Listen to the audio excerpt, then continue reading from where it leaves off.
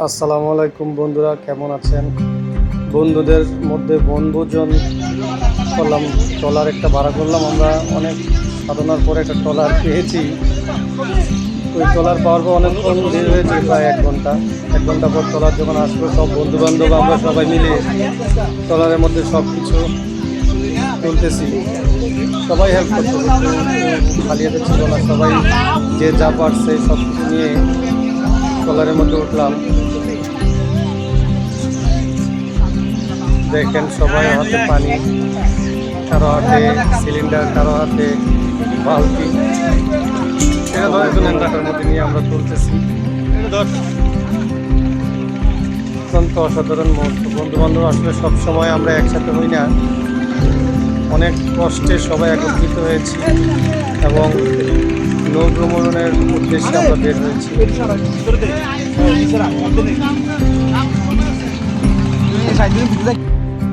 আমাদের অনেক কাঙ্ক্ষিত সময়ের পর আমাদের ট্রলারটা ছেড়ে দিল। ট্রলার আস্তে আস্তে আস্তে আস্তে তার নিজ গন্তব্যস্থলে পৌঁছানোর জন্য রওনা দিয়েছে। এটা হচ্ছে আমাদের বাবুর্চি ভাই, অনেক ভালো। ওনার হাতের রান্না অত্যন্ত চমৎকার। তিনি সব কিছু পরিচর্যা করছেন, দেখছেন সব কিছু ঠিক আছে কিনা। তিনি অলরেডি খাবার, আমরা একটা মুগ ডাল রান্না করব খাসির মাথা দিয়ে। তিনি তারই সব কিছু ঠিক করতেছেন যে মুগ ডালটা কীভাবে রান্না করা যায়। আমাদের কাছে জিজ্ঞেস করেছিল, আমরা বললাম যে আপনার কাছে যেভাবে ভালো মনে হয় আপনি সেভাবেই রান্না করেন। আস্তে আস্তে তার রান্না শুরু করে দিল। তিনি পেঁয়াজ, এলাচ, দারচিনি সব কিছু দিয়ে একটা বড় ব্যাগের মধ্যে বসিয়ে দেওয়া হয়েছে। তেজপাতা দেওয়া হচ্ছে।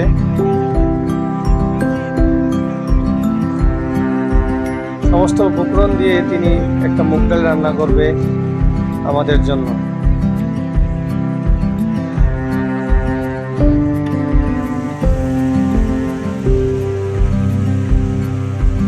এলাচ, লং, দারচিনি না দিলে আসলে খানার টেস্টই আসে না। এটাই হচ্ছে খানার মজাটা বৃদ্ধি করে, হচ্ছে এইসব মশলা দিয়ে।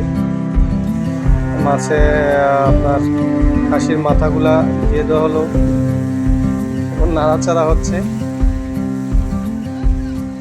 মাথাগুলোকে একটু আপনার তেলের মধ্যে ভাজা হবে। পেঁয়াজ, আদা, রসুন ওগুলোর সাথে ভাজবে ভালো করে, যাতে কি একটা গন্ধ না আসে। তারপর এটার সাথে একটু আমরা লেবুর রস দেওয়া হয়েছিল, যাতে খাসির যে একটা গন্ধ থাকে এটা যাতে না আসে। আদা রসুন দিয়ে দেওয়া হলো।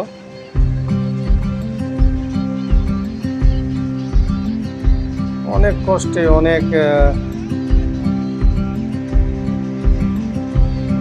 অনেক কষ্টে বন্ধুদের একত্রিত করতে পেরে নিজেকেই আনন্দিত মনে হচ্ছিল।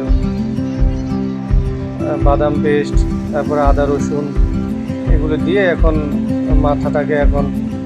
খাসির মাথাটাকে এখন আপনার এটাকে কষাবে। কষানোর পর তারপরে আমরা ওটার মধ্যে আপনার মুগ ডাল দিব। মুগ ডালটা হবে। আসলে মুগ ডালটা খাসির মাথা দিয়ে রান্না করলে অনেক মজা লাগে। আমরা বন্ধুরা এর আগেও অনেক যখন অনুষ্ঠান করেছিলাম, খাসির মাথা দিয়ে আমরা এরকম মুগ ডাল রান্না করেছি। এই যে আমাদের আক্তার ভাই, যে কিনা এই অনুষ্ঠানটাকে সবসময় চাঙ্গা করে রাখছিল, এই সে আক্তার ভাই। দেখেন কত সুন্দর নাচতেছে। আমাদের আক্তার ভাইয়ের কথা না বললেই নয়। আমরা সকাল থেকে রাত পর্যন্ত, যতক্ষণ পর্যন্ত এই ট্রলারে ছিলাম, ট্রলারটাকে উনি মানে জমায়ে রাখছিল আর কি। মোটামুটি কষে গেছে রান্নাটা, মোটামুটি কষে গেছে মাথাটা। এখন আবার নাড়া দিচ্ছে হালকা। ওই যে ওনার স্পেশাল মশলা তার ফাঁকে একটু দিয়ে দিয়েছিল, আমরা আপনাদেরকে বলতে পারি নাই, দেখাইতেও পারি নাই। ফাঁকে আমাদের বাবুর্চি আপনার তার স্পেশাল মশলাটা দিয়ে দিয়েছিল।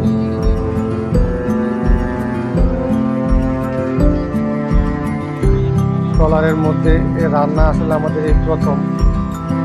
এর আগে অনেক জায়গায় রান্না হয়েছিল, কিন্তু আমরা ট্রলার রেখে যে জায়গায় ট্রলার আমাদের নোঙ্গর করেছিল সেই জায়গায় আমরা রান্না করে খেয়েছিলাম। যদি প্রথম আজকে এই ট্রলারের মধ্যে আমাদের রান্নার অভিজ্ঞতা হয়েছে।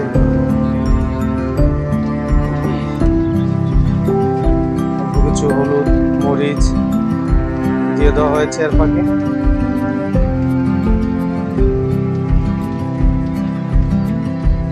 রান্নাটা আসলে নিজের কাছে, আমরাও রান্না করতে পারি। আর সবাই আমাদের বন্ধু বান্ধব যতজন আছে সবাই মোটামুটি আমরা সবাই রান্না করতে, কিন্তু এই নৌকা এই যে আপনার এই যে এই নৌ ভ্রমণটাকে একটু আনন্দদায়ক করার জন্য আমরা এই বাবুর্চি ভাইকে নিয়েছিলাম, যাতে এই রান্না করতে করতে যাতে আমাদের সময়টুকু নষ্ট না হয়, সেই জন্য ওনাকে নেওয়া হয়েছে। অনেক সুন্দর, দেখেন কালারটা অনেক সুন্দর হয়ে আসছে, তেলটা উপরে বেশি এসেছে। আস্তে আস্তে যখন একটু তেলটা আর উপরের দিকে উঠে যাবে তখনই উনি ওটার মধ্যে পানি দিয়ে দিবে সম্ভবত।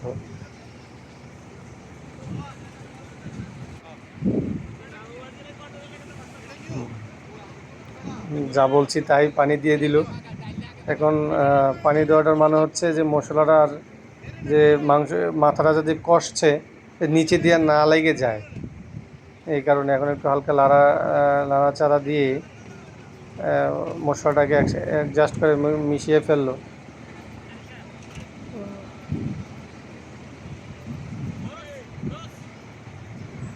দেখেন কত সুন্দর প্রাকৃতিক দৃশ্য, মনোরম দৃশ্য। গ্রামের ঐতিহ্য ও ধরে রাখি আপনার এই নদ নদী খাল বিল। আমাদের এই গোমতী নদী অত্যন্ত সুপরিচিত। গোমতী নদীর কথা এমন কোনো মানুষ নাই যে জানে না। অত্যন্ত সুন্দর। আমরা এখন দাউদকান্দি গোমতী নদীর মধ্যে আছি।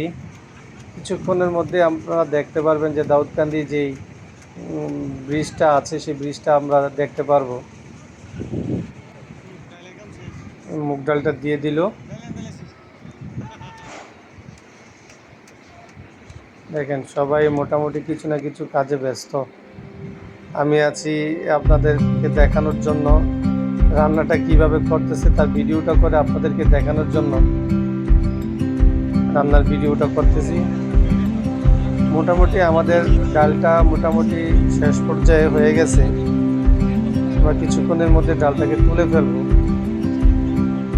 ডালটাকে আবার আমরা বাগার দেবো। বাগার না দিলে আপনার ডালের একটা টেস্ট যে গন্ধ ওইটা আসবে না। তো ওই ফাঁকে একটু আমরা বাগার দিয়ে নেব।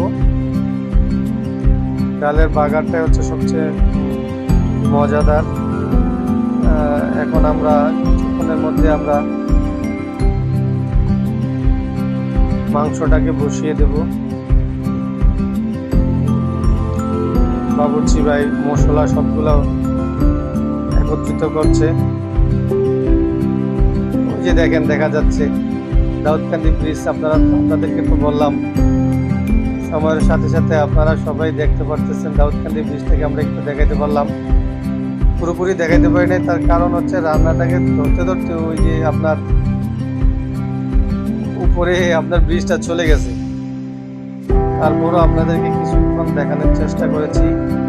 সব কিছু একসাথে করে মাংসের মশলা দিয়ে দই আদা রসুন পেস্ট সব কিছু দিয়ে এখন মাংসটা একসাথে মশলাগুলো মিশানো হবে নাড়াচাড়া করে।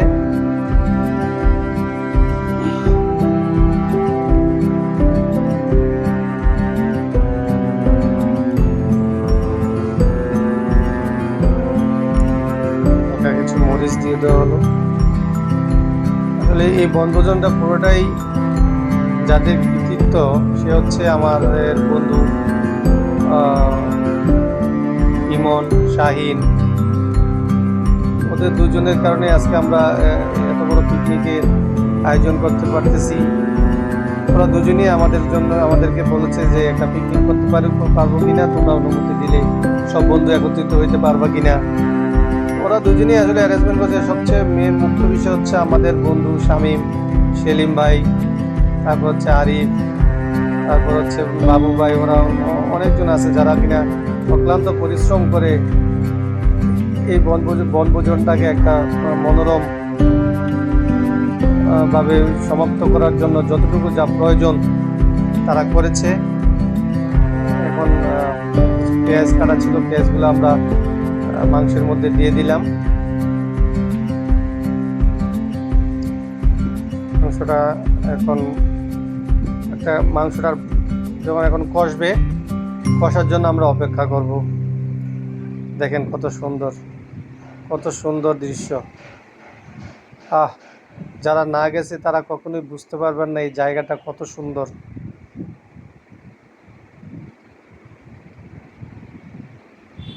এই যে দেখেন, এই যে টক দই, এই টক দই দেওয়া মানেই হচ্ছে আপনার মাংসর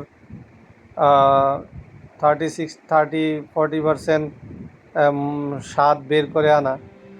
টক দইটা দেওয়াই হচ্ছে মাংসটার মজাটা অন্যরকমভাবে বেড়ে যাওয়া। তারপর হচ্ছে আপনার চীনাবাদাম পেস্ট দেওয়া হচ্ছে।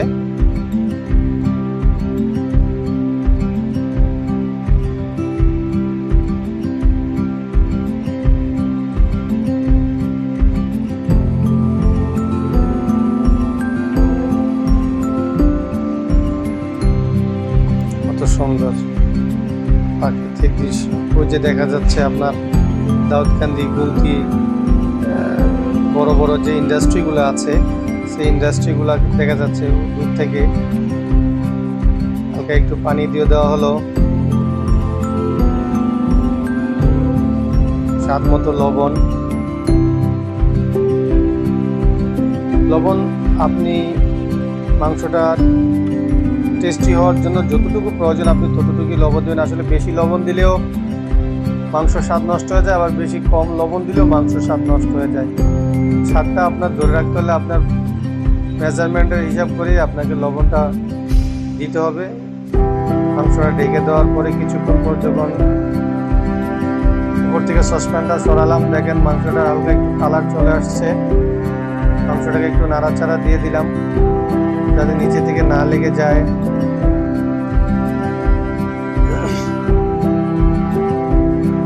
মোটামুটি কষে যাচ্ছে, আর অল্প একটু কষার পরে আমরা হালকা পানি দিয়ে দেবো। পানি দেওয়ার পরে মাংসটাকে আমরা, এই যে আমার ভাই দেখেন, আমাদের বড় ভাই, উনি খুব মনে করেন মন খারাপ নিয়ে দাঁড়িয়ে আছে মোবাইলটিতে। উনি ট্রলারের সামনে গিয়ে ছবি তুলতে পারতেছে না, ওনার সবচেয়ে বড় কষ্ট। বাবুর্চি ভাই কেন ট্রলারের সামনের দিকে রান্নার চুলা বসাইছে, এই কারণে ওনার সাথে মোটামুটি একদিক দিয়ে কথা কাটাকাটি হয়েছে, তাই উনি মন খারাপ করে দাঁড়িয়ে আছে। তার ফাঁকে মাংসটার মধ্যে কিছু কাঁচা মরিচ দিয়ে দেওয়া হয়েছে। লবণ দেখতেছে, লবণ ঠিক আছে কিনা। এই যে আমার ভাই বিরক্ত হয়ে কিছু করতে না পারে নিজেই কিছু